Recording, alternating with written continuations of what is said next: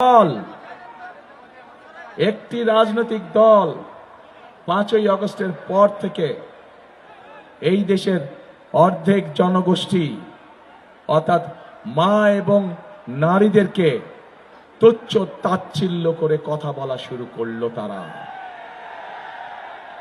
একটি রাজনৈতিক দল উঠে পড়ে লাগলো কিভাবে মা বোনদেরকে ঘরের ভিতরে আটকে রাখা যায়।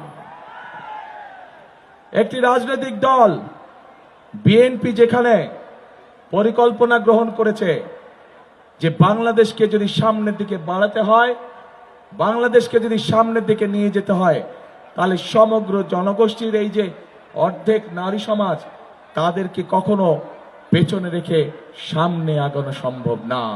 কারণ আমরা বিশ্বাস করি দেশকে পুনর্গঠন করতে হলে, দেশকে গড়ে তুলতে হলে নারী পুরুষ সকলকে একসাথে কাঁধে কাঁধ মিলিয়ে কাজ করতে হবে।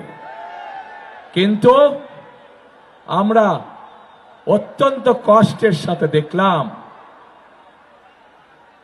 কয়েকদিন আগে একটি রাজনৈতিক দলের এক শীর্ষ নেতা একটি আন্তর্জাতিক গণমাধ্যমে বলে বসলো যে নারীদেরকে তারা কোন দৃষ্টিতে দেখে।